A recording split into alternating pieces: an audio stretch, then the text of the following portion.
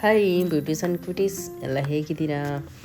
ನಾನು ಸ್ವಲ್ಪ ಚೆನ್ನಾಗಿಲ್ಲ, ಹುಷಾರಿರಲಿಲ್ಲ. ಹಾಗಾಗಿ ಇವತ್ತು ಸ್ವಲ್ಪ ಗಂಟ್ಲಿಗೆ ಹಿತವಾಗಿ ಎಲ್ಲರೂ ಇಟ್ಕೊಂಡು ಮೆಚ್ಚಿಕೊಂಡು ತಿನ್ನುವಂತಹ ಡ್ರೈ ಪಾನ್ ಮಾಡೋಣ ಅಂತ ನಾನು ನಮ್ಮ ಗಿಡದ್ದು ಸ್ವಲ್ಪ ಎಲೆ ಕುಯ್ಕೊಂಡಿದ್ದೀನಿ. ಹಾಗೆ ಸಾಕಾಗಲ್ಲ ಅಂತ ಮಾರ್ಕೆಟಿಂದನೂ ಸಹ ಸ್ವಲ್ಪ ಮೈಸೂರು ಚಿಗುರೆಲೆನ ತರಿಸಿದ್ದೀನಿ. ಎಲೆಗಳನ್ನ ನೀಟಾಗಿ ತೊಳೆದು ಒಣ ಬಟ್ಟೆಯಲ್ಲಿ ಒರೆಸಿ ಹಾಗೆ ಒಂದು 10 ನಿಮಿಷ ಒಣಗಾಕಿದ್ದೀನಿ.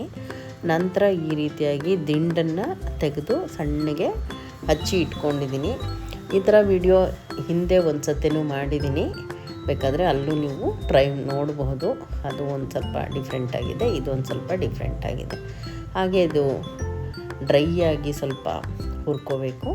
ನಂತರ ತುಪ್ಪ ಹಾಕಿ, ನಾನೇ ಮಾಡಿರ್ತಕ್ಕಂತಹ ತುಪ್ಪ ಇದು ಸಹ, ತುಪ್ಪ ಹಾಕಿ ಬಿಸಿ ಮಾಡ್ಕೋಬೇಕು ಎಲೆಗಳನ್ನ. ಮತ್ತು ಸ್ವಲ್ಪ ಜಾಕಾಯಿ, ಕಲ್ಲು ಸಕ್ಕರೆ ಅಥವಾ ಡೈಮಂಡ್ ಸಕ್ಕರೆ, ಇಲ್ಲಿ ಇಂಗ್ರೀಡಿಯೆಂಟ್ಸ್ ಸಹ ನಾನು ಕೊಡ್ತಾ ಹೋಗ್ತಾಯಿದ್ದೀನಿ. ಪುಡಿ ಮಾಡಿ ಇಟ್ಕೊಳ್ಳಿ. ಮಸಾಲ ಅಡಿಕೆ ಪುಡಿ ತೊಗೊಂಡಿದ್ದೀನಿ ನಾನು ಇಲ್ಲಿ. ನೀವು ಬೇಕಾದರೆ ಚೂರು ಅಡಿಕೆ ತೊಗೊಂಡು ತುಪ್ಪದಲ್ಲಿ ಸ್ವಲ್ಪ ಬಿಸಿ ಮಾಡ್ಕೋಬೋದು. ಹಾಗೆ ಅಜ್ವೈನ್ ಸ್ವಲ್ಪ, ಓಂಕಾಳು, ಇದು ಆರೋಗ್ಯಕ್ಕೆ ತುಂಬ ಒಳ್ಳೆಯದು, ಜೀರ್ಣಶಕ್ತಿಗೆ. ನಂತರ ಸ್ವಲ್ಪ ಲವಂಗ ನಿಮಗೆ ಗೊತ್ತೇ ಇದೆ, ವಸಡು, ಬಾಯಿ ಹುಣ್ಣು ಮತ್ತು ವಾಸನೆ, ಬಾಯಿಗೆ ಸಂಬಂಧಪಟ್ಟ ಎಲ್ಲ ಕಾಯಿಲೆಗಳನ್ನು ವಾಸಿ ಮಾಡುತ್ತೆ. ಸ್ವಲ್ಪ ಪೆಪ್ಪರ್ ಕಾಳು ಸಹ ತೊಗೊಂಡಿದ್ದೀನಿ.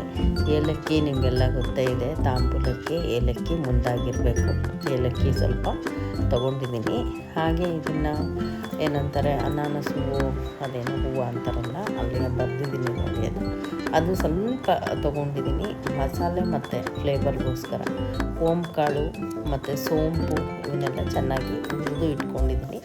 ಹುರಿದು ಇಟ್ಕೊಂಡಿರೋ ಪದಾರ್ಥಗಳನ್ನೆಲ್ಲ ಸ್ವಲ್ಪ ಆರಿದ ಮೇಲೆ ಇದನ್ನು ನೈಸಾಗಿ ಪುಡಿ ಮಾಡಿಕೊಂಡು, ಆ ಪುಡಿಗೆ ಹುರಿದಿಟ್ಕೊಂಡು ತಣ್ಣಗಾಗಿರ್ತಕ್ಕಂತಹ ವೀಳ್ಯದೆಲೆ ಮತ್ತು ಸ್ವಲ್ಪ ಹಾಕ್ಕೊಳ್ಳಿ ಸುಣ್ಣ, ಮತ್ತು ಬೇಕಾದ್ರೆ ನೀವು ಸೇರಿಸ್ಕೋಬೋದು. ಒಂದು ಅರ್ಧ ಸ್ಪೂನಷ್ಟು ಸುಣ್ಣ ಹಾಕಿ ಮಿಕ್ಸಿಗೆ ಹಾಕಿ ಇದು ರೆಡಿ ಆಗುತ್ತೆ. 6 ತಿಂಗಳವರೆಗೂ ಇಟ್ಟರು ಏನೂ ಆಗಲ್ಲ, ತುಂಬ ಒಳ್ಳೆಯದು.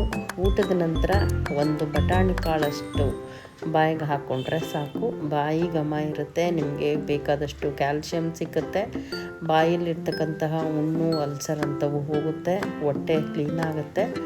ತುಂಬ ಆರೋಗ್ಯದ ಬೆನಿಫಿಟ್ಸು ಈ ಒಂದು ವೀಳ್ಯದಲ್ಲಿ ನೀವು ಪಡ್ಕೋಬೋದು. ನಮ್ಮ ಹಳೆಬರು ಮೊದಲೇ ಹೇಳಿದ್ದಾರೆ ತಾಂಬೂಲ ಎಷ್ಟು ಒಳ್ಳೆಯದು ಆರೋಗ್ಯಕ್ಕೆ ಅಂತ. ಹಾಗೆ ನಿಮ್ಮ ಮನೇಲಿ ಬಾಣಂತಿದ್ರೆ ರೆಡಿ ಮಾಡಿ ಇಟ್ಕೊಳ್ಳಿ, ಅಥವಾ ಹೊರಗಡೆ ಇದ್ದರೆ ಅವ್ರಿಗೆ ದಿನ ತಾಂಬೂಲ ಫ್ರೆಶ್ ಕೊಡೋಕ್ಕಾಗಲ್ಲ ಅಂದ್ರೂ ಈ ರೀತಿ ಮಾಡಿ ಇಟ್ಕೊಂಡು ನೀವು ಅವ್ರಿಗೂ ಸಹ ಕೊಡಬಹುದು. ಹಾಗಾಗಿ ನಾನು ಒಣ ಕೊಬ್ಬರಿ, ಗುಲ್ಕನ್ನು ಈ ಥರದ್ದೇನೂ ಹಾಕಿಲ್ಲ. ನೀವು ಬೇಕಂದರೆ ಗುಲ್ಕನ್ನು, ಒಣ ಕೊಬ್ಬರಿ ಸಹ ಸೇರಿಸ್ಕೋಬೋದು, ಮತ್ತು ಕಾಳುಗಳು, ಸ್ಪೈಸಸ್ ಸಹ ಮೇಲೆ ಸೇರಿಸ್ಕೋಬೋದು. ಇದು ನಾನು ಮಾಡಿರೋದು ಹೆಲ್ದಿಯಾಗಿರ್ತಕ್ಕಂತಹ ಆಯುರ್ವೇದ ಮೆಥಡಲ್ಲಿ ಮಾಡಿದ್ದೀನಿ, ಹಾಗಾಗಿ ಅವೇನೂ ಸೇರಿಸಿಲ್ಲ. ವಿಡಿಯೋ ನಿಮಗೆ ಇಷ್ಟ ಆಗಿದರೆ ಲೈಕ್ ಮಾಡ್ತೀರಲ್ವ, ಹಾಗೆ ಸಬ್ಸ್ಕ್ರೈಬ್ ಮಾಡೋದನ್ನು ಮರಿಬೇಡಿ.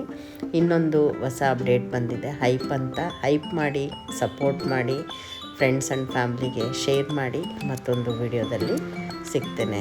ಥ್ಯಾಂಕ್ ಯು, ನಮಸ್ತೆ, ಬಾಯ್ ಬಾಯ್, ಟೇಕ್ ಕೇರ್.